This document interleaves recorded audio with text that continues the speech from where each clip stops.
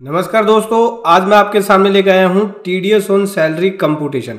हाँ जी दोस्तों, सैलरी के ऊपर टीडीएस कैसे कैलकुलेट करें या सैलरी के ऊपर टीडीएस की कंप्यूटेशन कैसे बनाएं, आज मैं आपको बताने वाला हूँ, ताकि इसका यूज़ करके आप मंथली टीडीएस पे कर सकें या फिर टीडीएस की रिटर्न को प्रिपेयर कर सकें। आपको यहाँ पे इस कंप्यूटेशन के जरिए ये पता चलेगा कि किसी भी एम्प्लॉय की मंथली टीडीएस कितनी बनती है और कैसे हम उसको टीडीएस रिटर्न में दिखा सकते हैं। तो चलिए इसको डिटेल में स्टेप बाय स्टेप समझेंगे।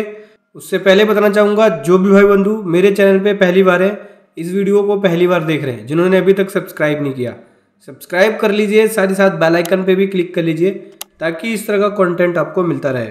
सो दोस्तों देखो, मेरे पास केस स्टडी 2 हैं, केस स्टडी 1 और केस स्टडी 2। केस स्टडी 1 में टैक्स बना है और केस स्टडी 2 के अंदर नील टैक्स बना है, यानी नील टीडीएस बना है। ये दोनों ही बताऊंगा आपको। चलिए समझते हैं कैसे प्रिपेयर करना होगा। देखो, ये असेसमेंट ईयर 23-24 के लिए सबसे पहले आप यहाँ पे एम्प्लॉई का नाम लिख लेना, फिर यहाँ पे एज डिफाइंड करनी पड़ेगी, देन उसके बाद लिखनी होगी सैलरी पर मंथ। जैसे कि मान के चलो फॉर एग्जांपल के लिए सैलरी पर मंथ है मेरी 72,000, तो साल की सैलरी मेरी हो गई 8,64,000 की। 50,000 का स्टैंडर्ड डिडक्शन मिल गया। इसके अलावा कोई और अदर इनकम है तो वो लिख सकते हैं, जैसे कि इंटरेस्ट इनकम या रेंटल इनकम हाउस प्रॉपर्टी से है तो वो दे सकते हैं। चलो ये मान के चलते हैं कि मेरी जो है इंटरेस्ट इनकम भी है, जो कि 5,000 की है, मैंने यहाँ पे लिख दिया। इसके अलावा कोई अगर डिडक्शन है आपका तो वो देंगे, डिडक्शन लेस हो जाता है, इंटरेस्ट इनकम ऐड हो जाएगा, ठीक है। और ये स्टैंडर्ड डिडक्शन 50,000 का मिलता है, ये भी लेस हो जाएगा। तो जो डिडक्शन है, डिडक्शन 80C के अंदर आपको मिल जाएगा। 80C में कौन कौन सी डिडक्शन मिल जाते हैं?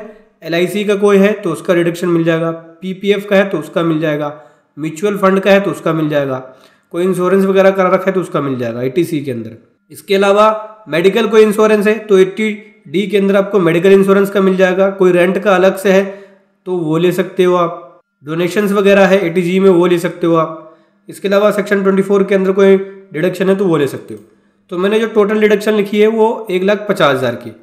देखो 1,50,000 का मैंने टोटल डिडक्शन लिखा है।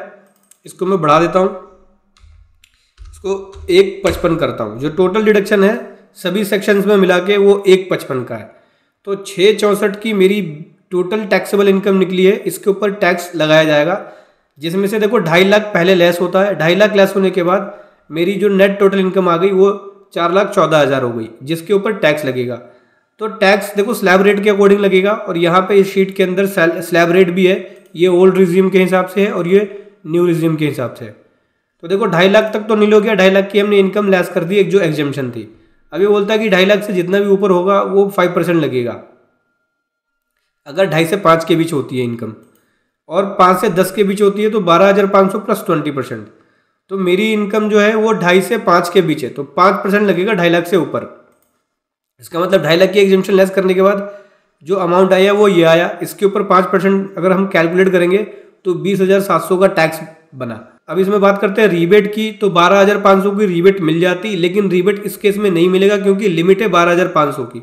अगर टैक्स का अमाउंट 12,500 से ऊपर होता है तो रीबेट नहीं मिलेगा। अगर टैक्स का अमाउंट 12,500 होता है या उससे कम होता है तो रीबेट मिल जाता है। मैं सेकंड केस स्टडी में रीबेट भी लेके दिखाऊंगा, जहां पे हमारा टैक्स नील बनेगा। देखो ये बन गया हमारा नेट इनकम टैक्स। इसके ऊपर एजुकेशन सेस और हेल्थ सेस लगाने के बाद नेट जो टोटल टैक्स लाइबिलिटी बन गई फॉर द ईयर वो 21,528। मंथली टीडीएस की बात करें तो मंथली टीडीएस इसका बनेगा 1,794, जो हर महीने जमा कराना पड़ेगा। ये कैलकुलेशन साल के शुरू में आप कर लेना। अगर साल के शुरू में नहीं करते हो, साल के एंड में करते हो, तो पूरा आपका 21,000 टीडीएस काटना पड़ जाएगा आपको उस साल के अंदर। या फिर जब भी एम्प्लॉय ज्वाइन करता है आपको ज्वाइनिंग डेट से ही कैलकुलेशन करना पड़ेगा, जब आप सैलरी बना रहे होंगे। अभी जब आप मंथली टीडीएस ये पे करेंगे, मंथली रिटर्न में भी इतना अमाउंट आप इस एम्प्लॉई का दिखाएंगे, ठीक है। इसी के अकॉर्डिंग आप टीडीएस की रिटर्न को बनाएंगे और टैक्स की पेमेंट यानी टीडीएस की पेमेंट करेंगे। ये तो थी बात जब टीडीएस बन गया या टैक्स बन गया। अब आगे बात करते हैं जहाँ पे टैक्स नहीं बनेगा, नील बनेगा, जीरो बनेगा। ये है केस स्टडी 2, ठीक है। ये असेसमेंट ईयर 23-24 के लिए एम्प्लॉई का नेम आ गया।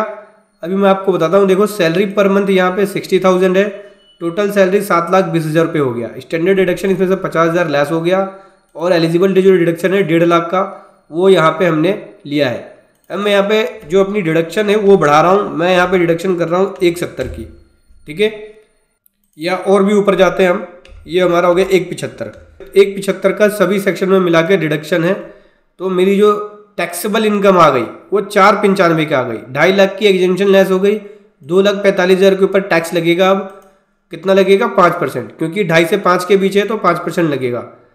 तो यहाँ पे जो टैक्स बन गया मेरा वो 12,250 का बन गया। तो जैसे ही 12,250 का बन गया, इसका मतलब क्या हुआ? 12,500 से नीचे है तो 12,250 का पूरा डिडक्शन मिल जाएगा मुझे, मतलब रीबेट मिल जाएगा। रीबेट का मतलब हो गया ये टैक्स का रिलीफ मिल गया, आपको भरना ही नहीं है, क्योंकि 12,500 तक का टैक्स बनेगा तो नहीं देना, इससे ऊपर जाएगा तो देना पड़ेगा।